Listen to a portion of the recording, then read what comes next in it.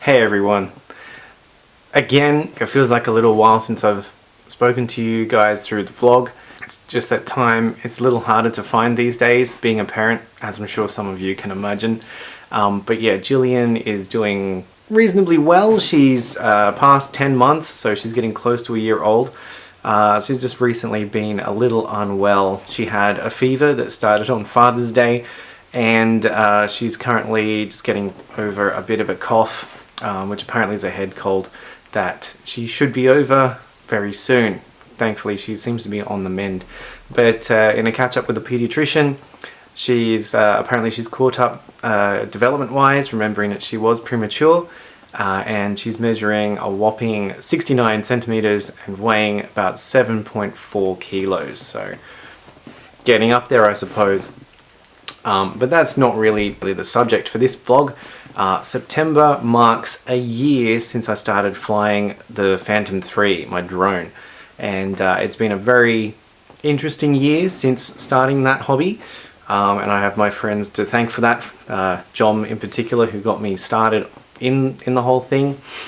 I think I said at the start that I would see how the hobby goes, see if I enjoyed it. If I didn't, I could sell the drone and, you know, say I gave it a go. But what has happened since is that I've found that I really have enjoyed it, and you know, with new friends coming on board, Steve as well, we've now started going out and about and filming some pretty interesting places. If you've been following the channel, you probably saw the vlog I put together from Dubbo. That's been one of many trips that we took. In fact, that was, I think, the third trip that we did. And there have been many more since then that I've also filmed and vlogged, and I do intend to put those together at some point, so stay tuned for those. But you know, when I started out, I was very fresh to the whole thing, very green, I suppose you could say, and you know, I made some mistakes. There were certainly a few scuffles. I crashed. I mean, there was the one day I crashed the drone 3 times, and finally I had to send it off to be repaired. That took a little while, and I ended up getting a replacement drone. And then I wasn't sure if my phone was pairing correctly with it. I was using my Android phone, and I was actually contemplating getting a different drone just to see if that was the problem. But it turns out it was the phone. After using Jom's iPhone, it felt like I'd graduated past beginner mode, and yeah, it just unlocked the drone a lot more. I don't know what the difference was between the two systems, but yeah, clearly the iPhone was the better option. So I'm now using my dad's old iPhone 6 and haven't really looked back. Basically the issue I was having was I couldn't climb higher than, say, 20 meters without losing video signal. I couldn't go much further in, you know, very far distance-wise. The video feed was extremely choppy. With the iPhone, it just, yeah, all of that went away. I was able to fly a lot further, a lot higher, actually get to max altitude at 120 meters, and yeah, just have a much smoother video feed, much more confidence in flying. And so that'll be reflected as we start going through as well. Now, my last video that went up was a compilation of a year's worth of flying. So most of the footage that ended up in there is post-crash and post-iPhone, so a lot of the footage is quite good. But when I do get back to putting together the other drone footage, a lot of the early stuff will be filmed on the older phone. And I'm not sure if the limitations of that will come through, but we'll see. I'll try and do the best I can with putting that footage together. So where am I at now? The Phantom 3 has done really well, and it's proven very capable. So it's been a very good starter drone for me, I think.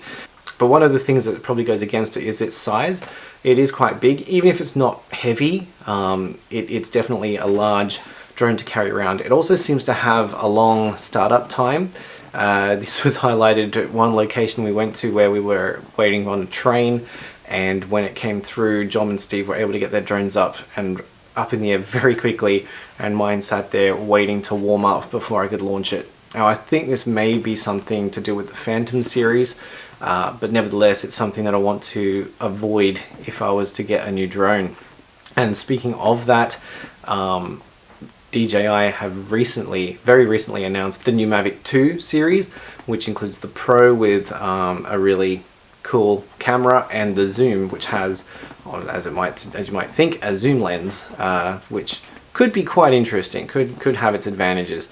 When I originally heard about the zoom thing, I thought, well, don't you just fly closer to the object? But this is for those sensitive times where, especially in Australia, we have a 30-meter rule from people, so you might be stuck to that. You can zoom in without coming into that, or if you're filming wildlife or any such things. They also have the dolly zoom feature. That might become a bit of a gimmick after a while, but nevertheless, it is pretty cool, and you're not losing video quality. I did put a dolly zoom in my last video, but that's because I shot at 4K and downsized to 1080, so a bit of a cheat there, but it worked nonetheless. So yeah, with those two coming out, they are definitely on my radar as potential replacement drones. Not just yet, they're a bit expensive, but I'll see when the prices might start coming down. But yes, definitely the Mavic series across the range has portability on its size, and just feature packed, and I think the portability will be good once we start traveling again, and yeah, just to have a more up-to-date current generation drone I think will be quite handy. It's been a fun year. I've really enjoyed exploring some of the. It seems that every time we go somewhere, there's a train involved in some way. You know, I've jokingly said I can't drone planes because of the legalities, and flying drones in the airports is a big no-no. But I can drone trains, so yeah, we've managed to do that pretty much from the start. And I've been to some interesting remote locations with John, who's been in it the longest here with his Mavic Pro. Steve has done some amazing stuff with his Spark. That is an amazing little drone.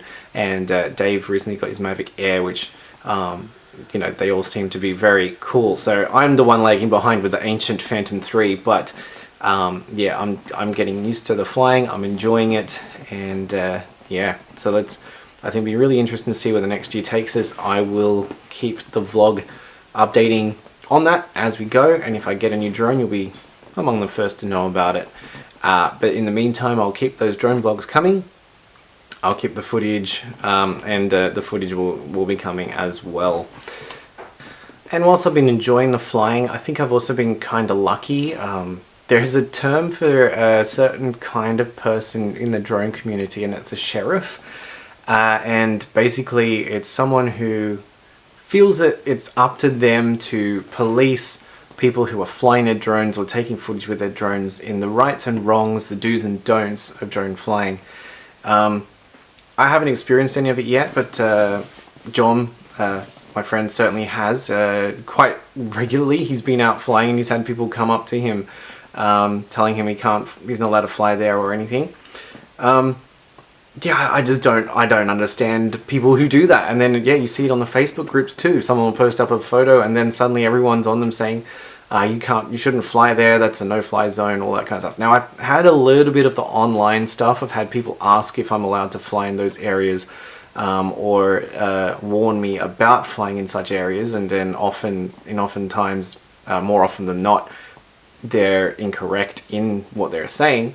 So, yeah, it's just, they can sometimes take some of the fun away from the hobby, but yeah, definitely we're doing our best to be to do everything correctly, and you know, we have the apps and we have the awareness of where we can and can't fly, but it doesn't stop the people from putting in their 2 cents. So that can be a bit of a downer on the hobby, but then I guess every hobby has similar things. I mean, even plane spotting, there are, we don't call them sheriffs, but there are certainly similar types of people. So I think you'll find it anywhere. But we try not to let it get to us. In fact, now it's probably more of a joke amongst the community. The amount of people now who say that they found an SD card with the photo on it instead of them actually taking the photos. And yeah, you know, I suppose that's all you can do at the end of the day. Yeah, so a year of drone flying already, and still enjoying it. And there's still many places that I haven't been to, so looking forward to exploring them at some point as well. that's about it then. I have another vlog ready to go. This one is mega delayed, was filmed back in April. But yeah, I'm happy to finally have it together. It will be coming very soon. And of course, I still have some from last year's Europe trip.